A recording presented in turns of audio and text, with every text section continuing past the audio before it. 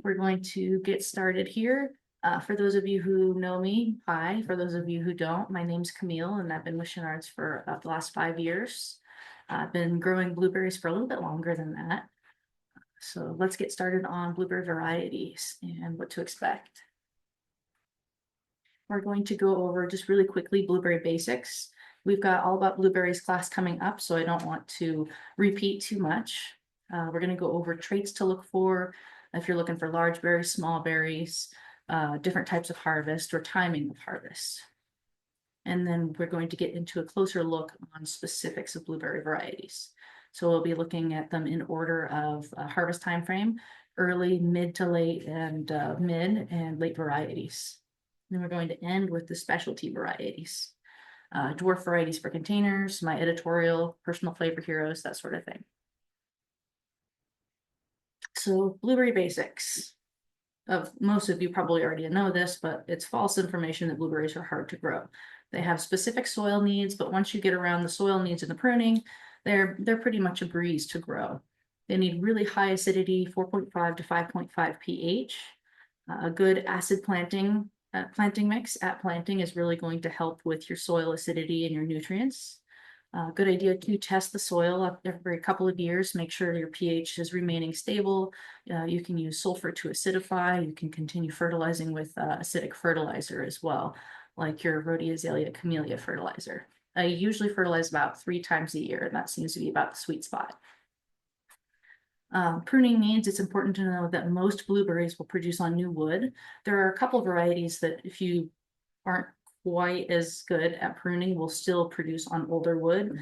Duke is one of my favorites for that reason. But you're going to want to prune out old unproductive wood to improve airflow and allow new productive wood to thrive. Trait to look for, we're going to be looking at harvest time just as something to kind of organize us here. Flavor is probably going to be the main point that we're looking for. So we're looking at tart berries, mild berries, and sweet berries. And by sweet, I mean smack you in the face, sweet. Everything else I'm going to kind of categorize as mild. Berry size and yield, there are a lot of different sizes of blueberries. Anywhere from maybe the size of a pea to maybe 5 berries will fit in your palm. So there's quite a bit of variation there. Typically, small berried plants will have larger clusters, and large berries will be in medium clusters, but this does change from variety to variety. We'll be taking a look at best usage for blueberries. Almost all blueberries are great for fresh eating, but not all blueberries are great for shelf storage. So we'll talk about scar as well. Freezing and baking are other things you'll want to use your berries for, but depending on flavor intensity, maybe one berry is better than the other. So scar, if anyone's unfamiliar with this, is when you pluck the berry from the branch, if part of the berry stays on the branch and it separates the skin, then you have a higher scar, and that makes it so the berry does not last as well on the shelf. Typically grocery stores and things that are expecting to have blueberries on the shelf for extended periods of time, they really go after the varieties with really low scar. And then we'll be talking about natural form. Dense, open, dwarf, or trailing, and this makes a big difference as far as ease of pruning as well. So here's the blueberry time frame. We're going to be using this throughout the slides. We also have it on the handouts over in our resource center. So if you were in the garden center, take a look at the resource center and you can find the same chart. We'll be looking at early first. So I'm a bit partial to Duke. It's the first blueberry I ever started growing. It's not the most vigorous. So if you're new to pruning and you prune improperly, it's still pretty forgiving, but it's not going to grow very fast. The cool thing about this berry is not only does it have a really sweet classic blueberry flavor, it also produces berries on older wood, which is kind of uncommon for most blueberries. The berries are pretty large. You do see there's medium-sized clusters on here, which is kind of cool too. In really good conditions, it has a really high yield. If it's struggling, the yields are probably around medium size. It's a pretty well-rounded berry for all occasions. You'll get enough yield typically if you want to make a pie or something. They have really low scar, so they'll sit on the counter. I think I've had them on the counter just to test it out, a couple of them. I think it was about a week and a half before they really started to show signs of decay. It's a nice open form, makes pruning pretty easy, but like I said, not as vigorous as some cultivars. So if you do screw something up, it's going to take a little while to fix. The early blue, it's your classic sweet blueberry flavor. If you're looking for something mild or tart, this probably isn't where you're going to go, but it's a really consistent blueberry, which is nice. Medium berries, medium yield, pretty easy to prune, very vigorous growth. So if you screw something up, you've got time next year, it'll pop up some new growth.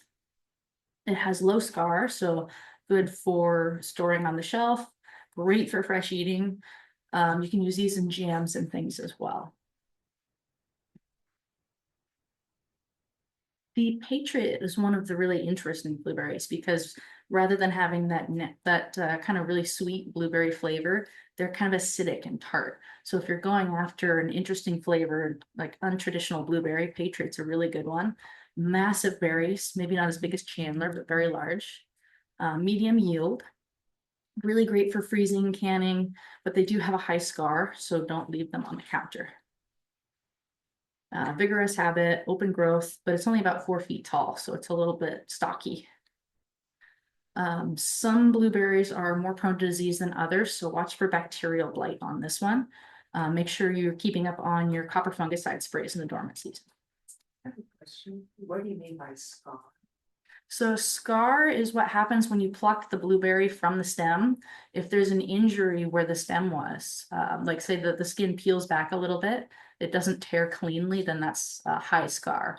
If you pluck the berry and it's whole and you just see the little part where the stem used to be, there's no actual damage to the fruit itself, and that's a really low scar or no scar. The scar is on the bush. The scar is on the berry.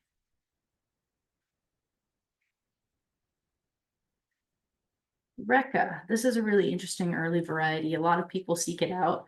It's a really vigorous open growth habit, easy to prune, really consistent berry too.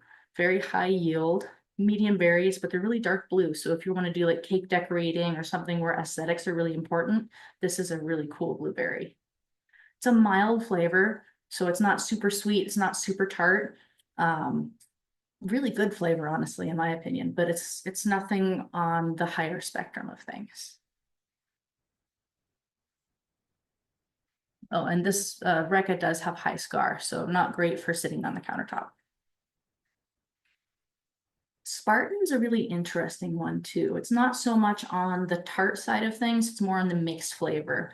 So it starts out kind of tart and then it moves over to more of a tangy and more of a sweet flavor. It stays pretty well on the plant itself. Massive berries on here too, medium to high yield, depending on conditions. It has a low scar, so you can store it on the counter for fresh eating. Really good storage life. Vigorous, open, and erect growth habit, so it should be pretty easy to prune this guy. Getting into mid-season varieties here. Blue crop, I'd say it's not my favorite blueberry because I tend towards sweet. It is quite tart, but it's also a really consistent producer. It's one of our top sellers here, actually. Medium berries, medium to high yield. It's great for freezing, baking, canning. Not so great for sitting on the counter because it does have high scar.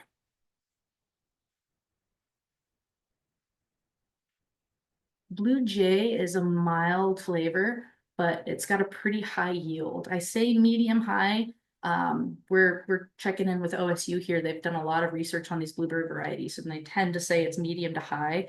I've seen it usually on the higher end of things, but depending on conditions, it could be a medium to high yield. Medium berries, great for fresh eating, very low scar. These are also really good for freezing. I've got a Blue Jay at home as well. The one thing you want to watch out for again is bacterial blight. So make sure you're keeping up on your copper sprays on this guy. Make sure you're pruning him really well and you're pruning out any disease material. The berries retain their flavor really well in the plant too. So if you don't want to pick them right away, totally fine. Just keep the blue jays off. Kind of fun, Blue Jay and Blue Jays. A little bit of scare tape about a week or so before they ripen will keep the birds away. But if you put it out too early, the birds figure out what scare tape is and they'll eat them anyway. Netting is a surefire way to keep them off though. Blue Ray, not to be confused with Blue Jay, also a mild flavor, but very large berries, kind of a medium yield. Low scar, good storage life, great for fresh eating too. Vigorous and open growth habit. The Toro has got to be my new favorite blueberries of last year. These guys are very sweet. They are in line with Duke as far as sweetness. So Duke was my old favorite blueberry just as far as flavor. This one actually tops the Duke in my opinion. The berries are huge. They're almost as big as a Chandler, and the Chandler is the largest blueberry on the market. So massive berries, good yield. They grow quite a bit faster than the Duke too. They're dense and they're stocky. They're probably 4 or 5 feet tall. Moderate vigor though, so they grow faster and denser than the Duke. Great for fresh eating, good storage life with low scar, and the berries do retain their flavor well on the plant. I mean, if you can prevent yourself from picking them, that is. Mid to late. Notice I'm only doing a couple of them in this section because most of these are your specialty varieties, like your dwarves and your rabbit eyes. The Chandler, like I was saying, is the largest production blueberry on the market. Just a couple of berries will fill up your palm. These berries are absolutely massive. They've got really good yields too. They last on the plant very well. I've seen Chandlers retain their berries into the first couple of frosts. The flavor does fade over time, so it's better to pick them early, but you can choose to leave them on the plant and they're still edible after the first few frosts. Moderate vigor, nice open growth habit, pretty easy to prune these guys too.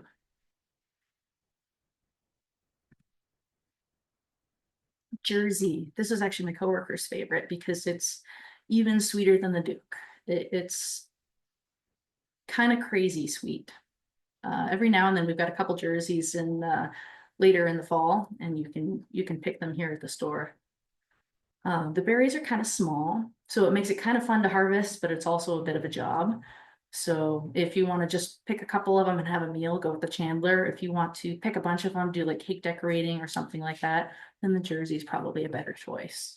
Great for fresh eating, low scar. You can have it on your counter for a while. These are very vigorous blueberries. So pruning is a bit more of a chore because you're going to be pruning more because it's such a vigorous grower. Very forgiving of pruning mistakes in that way though. Going into specialties here. There have been a lot of specialty blueberries over the last couple of years.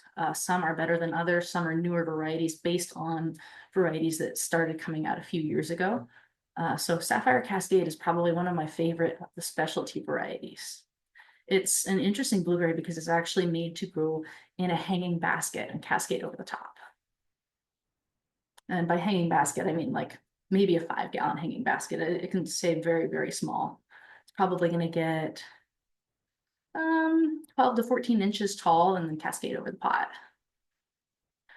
The Sapphire Cascade is early producing, very sweet. It has really little berries and kind of a low yield, but it's a showstopper in fall. It's got great color.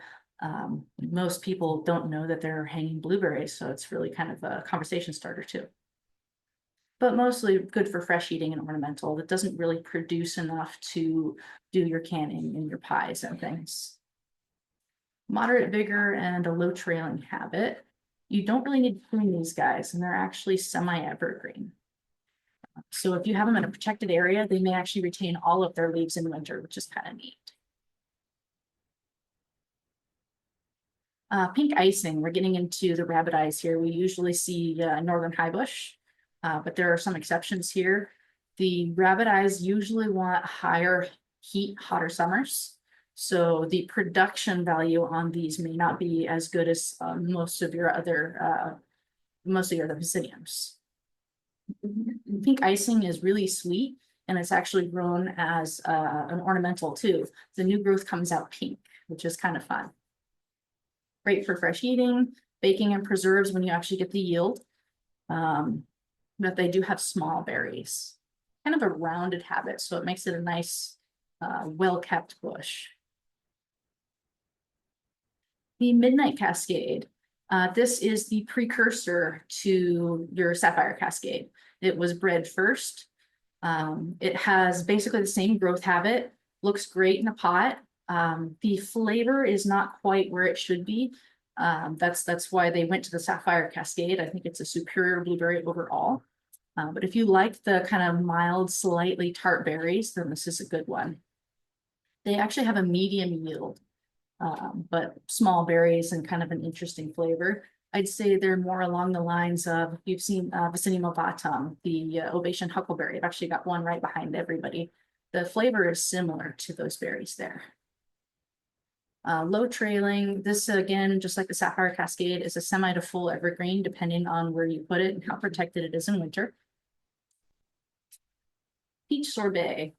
I'm going to be a little bit biased on this one, but the peach sorbet has got to be my favorite low growing blueberry out of anything. They are exceptionally sweet. They have medium-sized berries, but the yield is unbelievable for the size of this plant. One single plant can produce an entire batch of jam. We've got one out in the parking lot that I make jam from every single year. It's a really great producer and a small plant. It only gets about maybe 14 inches tall and about 2 feet wide. And that's planted in the ground, not in a pot. So it's a really neat blueberry. Great for fresh eating, good storage life, low scar, but it produces so much that you may as well just make something out of it. Vigorous, low mounding growth. You basically don't really need to prune it at all. It's really good for landscape plantings, has good color in fall. Decent for containers because of its small stature too. Pink lemonade. Pink lemonade is a exceptionally sweet berry, and when it ripens, it actually is pink. So it's another conversation piece. The trouble with the pink lemonade is it really does require a lot of hot summer days to produce well. So a lot of times you'll get a couple of berries in the summer. Last summer was pretty cool, so I only really got a handful of berries off of this blueberry. They are wonderful flavor, but don't expect to get too much off of this. I'd say it's best just for fresh eating. Go out, pick it, eat it right where you stand. It has a low scar, but it produces so little, there's really no point in taking it in the house. This is another one that can be semi or full evergreen depending on conditions. I have mine in a somewhat protected location, so it keeps almost all of its leaves in the wintertime. Makes it a little bit difficult to prune though.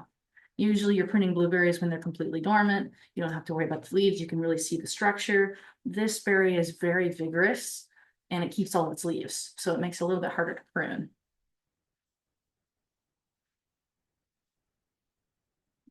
Another question in chat here. What is the sun requirement for blueberries? This is a little bit of an opinion piece. Most of your production blueberries do require full sun, but if you go up into the mountains and you see all of the wild blueberries and huckleberries, a lot of them actually produce better in shaded conditions in the afternoon. If you have to pick between full sun, full shade, definitely full sun. But if you can get a little bit of afternoon shade, then that's ideal and it will protect from any sun scorch as well. Too much shade and you lose production though, so be careful about that.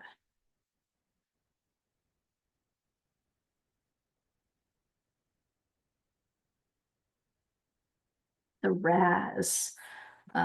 Raz is actually bred to have the flavor of a raspberry, but honestly, I don't think it's that similar. It doesn't make it a bad blueberry. It's actually a really interesting one. It stays, the fruit stays on the plant very well for really long periods of time. And depending on whether you like tart berries or sweet berries, pick them at different times. They are actually ripe, but they're starting out very tart.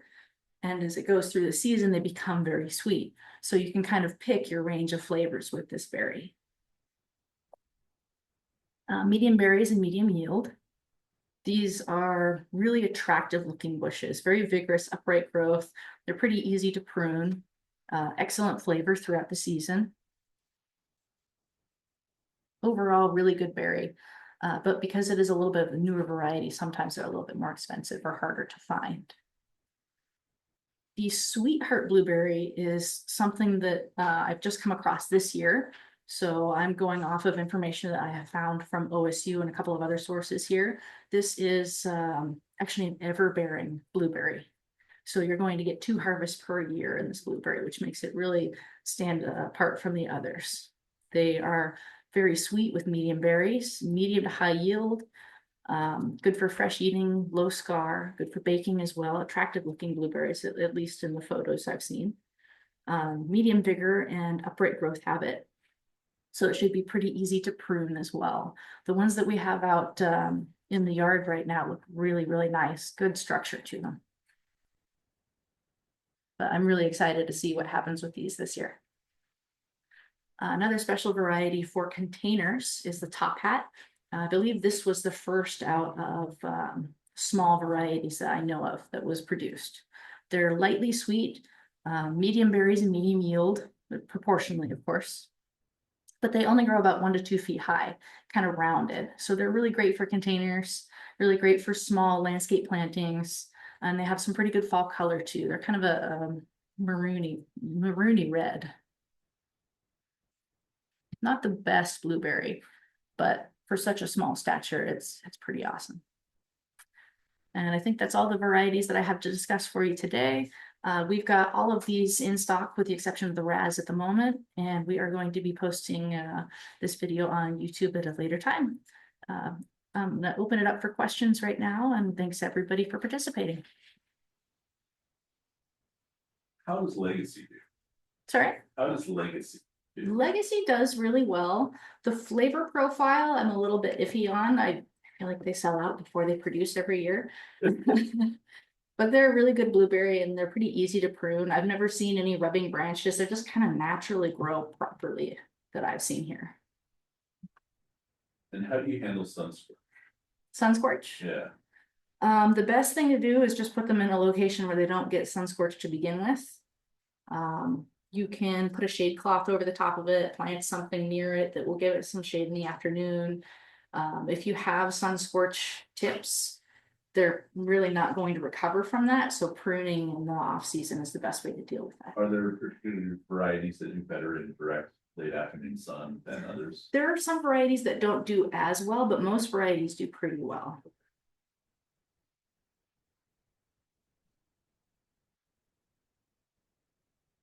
All right, I think I'm going to close the Zoom portion of the class. And thanks again, everybody. Oh, best variety for a deck pot. I've got one question there. So there are 3 varieties I would recommend for a deck pot, 4 varieties. That would be the top hat that we just discussed here.